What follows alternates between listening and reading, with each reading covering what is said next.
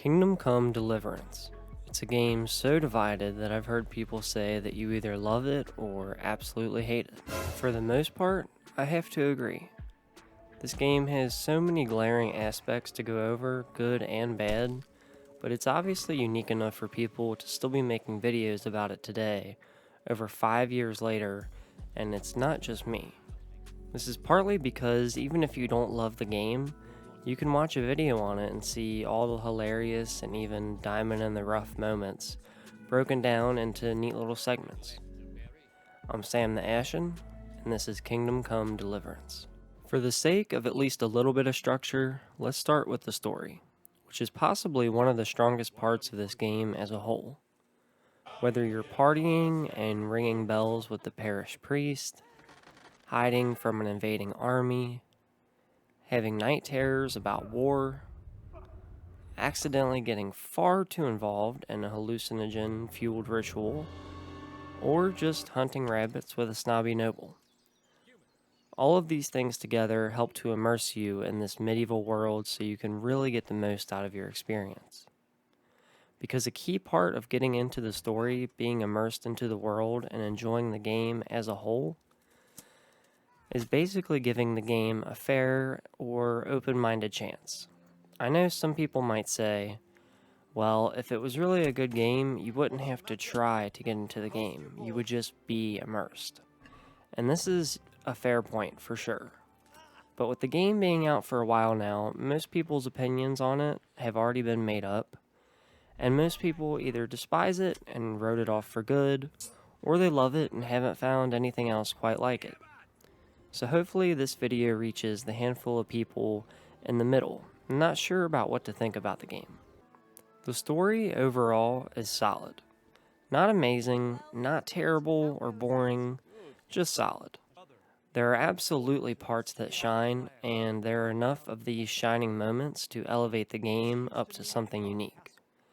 The main story, I think, is above average, and I really cared about the characters and their fates and what impact I had on all these outcomes and the world around it.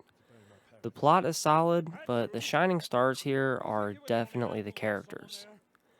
The characters are truly awesome, their voice acting is usually very well done, and their emotions, their word choice, and decisions all seem pretty realistic most of the time. There are definitely some moments of being very funny, not on purpose, for the wrong reasons, or plot holes or parts you just don't care about. It's nothing near as good as The Witcher 3 or Red Dead 2, but overall, it should be pretty easy to enjoy. The side quests are kind of a mixed bag. Some side content is straight trash, and I wonder why games put these kind of quests in the game to begin with, when they know by now that most gamers don't like one-dimensional or shallow quests, like go here, get this, blah blah. Well, I do know why actually, it's filler, but it's not common in this game to the point of it ruining anything. Then there is some side content that is truly unique, and not shallow, but actually pretty deep for a game, and some really funny moments that come out of nowhere, and again, the side content that is actually good, it's mostly due to the excellent characters, whether it's voice acting or writing.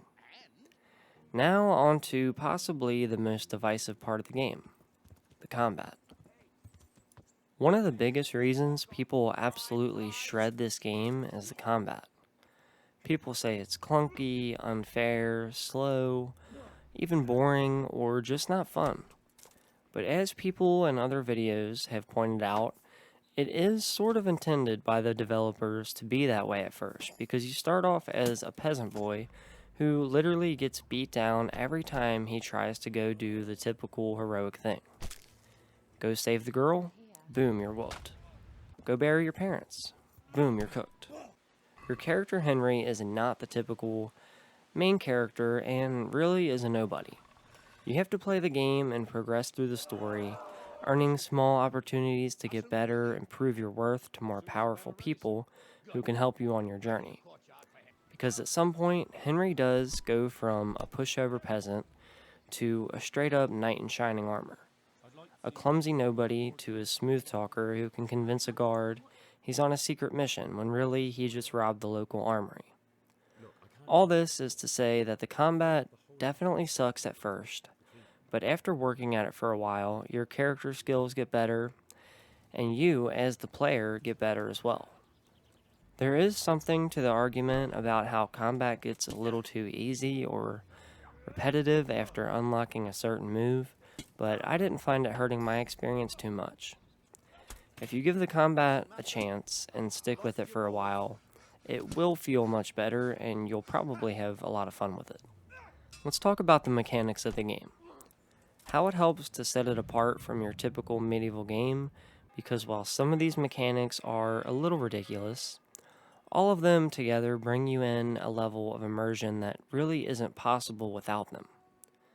Some of the mechanics are like added flavor to add more depth to the world, like maintenance, which is a skill with perks that is leveled up by repairing your items. Of course, armor and weapons get sundered or damaged during battles, and with the realism Kingdom Come is going for, this mechanic was definitely a no-brainer. Though the idea is really good, unfortunately it was only partially implemented. You can sit on a grindstone, pedal with one button, press the weapon down with another button, and rotate the weapon to get the perfect sharp edge with another button, which I personally think is a great addition and adds to the immersion. You cannot, however, do any manual repairs outside of your weapons on the grindstone. You can't go get the breastplate stretcher for Henry when he gets a little too chunky, and you can't hammer out dents or anything like that. You just press a button with a repair kit and it's done. Totally just a rumor. I heard the devs were going to flesh out the repairing, but it never happened. Just a note, I'm not sure everyone wants to deal with the grindstone, so you can just use a repair kit or have a blacksmith repair it for you. Back to more light mechanics, for example, food spoils in your inventory and will make you sick if you eat rotten food, and less fresh food sells for less groschen, the money, the currency in this game. Pretty standard for survival games. There are more important mechanics like the speech, charisma, and intimidation skills for dialogue. Depending on how you play Henry and use your points, a lot of times you can avoid conflict, get extra rewards, complete quests faster, get to areas sooner, find out hidden information, and so on, all by using the dialogue skills to influence others. There's also a whole entire appearance calculator that really heavily affects your charisma and how people will treat you. If you're dirty or have low or old quality gear on, people will treat you like you're lower than them, unless you have a perk that makes you have more charisma with women if you smell, but also decreases your stealth by 30% because they can smell you from a mile off, which is a good example of how cool some of the perks are. To stay clean, you can bathe and get a fresh haircut to get a charisma bonus, which helps add to the realism, and to kind of customize Henry to what you want to look like. There's also stealth mechanics that some people really hate. I personally didn't mind it at all, partly because I used it a lot to get ahead in the early game. It's not perfect. If your stealth is high enough, there are some moments that really don't make sense, like in one of the tournaments. Another major mechanic is the save game mechanic. This is also a part of the game that people really either seem to love or totally hate, and I for sure get both sides. On one hand, it's a hassle, and you might want to be able to save scum and try new things in the game risk-free and not lose progress for dying or making a mistake or a bad decision. That being said, this really isn't that type of game for that, at least at first. You have to be calculated and careful. You literally can't afford to save scum, and you should try new things, but you have to consider the consequences, like you're thinking about something serious, which also helps with the immersion. I hated this mechanic at first, and eventually came to love it, because it added stakes and risk, and made me think about what I was doing in the game, which for a long time kept the game interesting. Even when I was a powerful knight that was borderline unstoppable, something could happen and I could lose some chunks of progress if I got careless.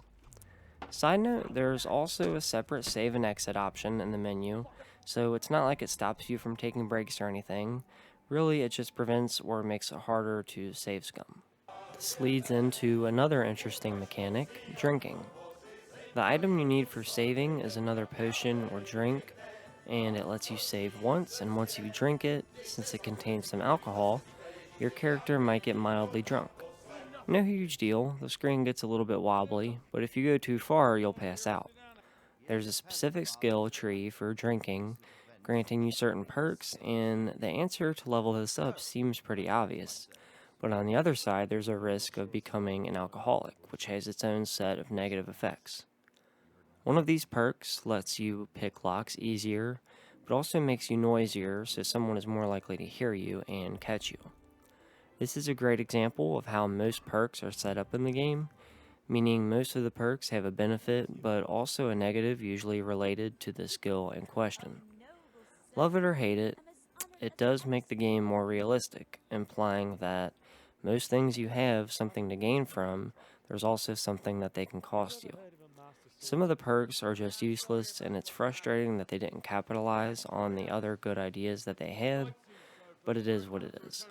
Some other mechanics, like how you heal, aren't your typical auto-regenerate, but it's also not too far off. There's a certain potion you can buy or brew that heals you over time, and they're pretty expensive starting out, so it's a good idea to get into another mechanic, alchemy. You can use your herbalism skill to find plants in the wild and take them to an alchemy station to do a really in-depth process of brewing a potion, like grinding the plants, boiling them in the right order with the right ingredients, and if you don't do it right, the potion is not what you wanted it to be. But to read the recipe, you have to be able to read, and our boy Henry does not know how to read. He seems a little oafish for a while in the beginning, but soon after the intro, you can make your way to another town and find a scribe to teach you how to read. I know everyone and their grandma knows about Henry not being able to read, but I had to mention it. So hopefully after hearing about some of these mechanics, you get a little taste of how in-depth this game can be and how immersive it can be to certain players. By far, one of the biggest benefits of this game and some of the best moments have been seeing how far our character Henry has come. Sure, it sucks to get manhandled in the beginning by just one or two bandits that look like they can't even see straight, let alone be swift with a blade, but after progressing in the game, doing some quests, going to combat training with Captain Bernard, maybe even getting into a few tournaments, and then running into the same bandits again, only to get smacked in the face, really sucks, but seriously, after you progress and help Henry grow in his skills, and then use those skills to straight up destroy some bandits or even enemy knights, is a hell of a good feeling. This isn't a huge grind like weeks of playing. No, it's a handful of gaming sessions. You'll be far enough along to easily notice how much Henry has grown as a character and how much you, the player, has become immersed and invested into the world. Just a few things about the graphics. They obviously aren't anything flashy. The game is from 2018, I believe, and they really weren't amazing to begin with. But it's not like going back to play a completely outdated game that is just miserable to go through. Although I will admit certain things feel outdated, with certain actions being slow and the graphics being fairly average, it still wraps into the whole world being what it is. There are even some parts where the graphics shine, like on rainy days in particular, seem to look really good for some reason. The game is typically around $30 for the Royal Edition, I believe, which has all the DLC included, which for the amount of hours of content and enjoyment you'll likely get out of it is definitely a solid deal. I've heard people say otherwise, but I personally don't see a lot of replay value here. There is not a lot of build variety or splintering plot lines, so it's definitely not worth it for everybody. I understand $30 isn't super cheap. Of course, the game overall isn't for everybody either. I personally hated the game my first time playing and didn't pick it back up until years later in 2022. But I'm aware that most people that hated it when they tried it probably won't like it now. With that being said, the people that are in the middle, not sure if they'll be into it or not, Well, there's potentially a really unique experience here, and if you want to get the game on sale or get a game with realistic medieval RPG settings, then Kingdom Come Deliverance is worth a shot, especially if you've never tried the game yourself. Of course, there are some downsides, there are some bugs.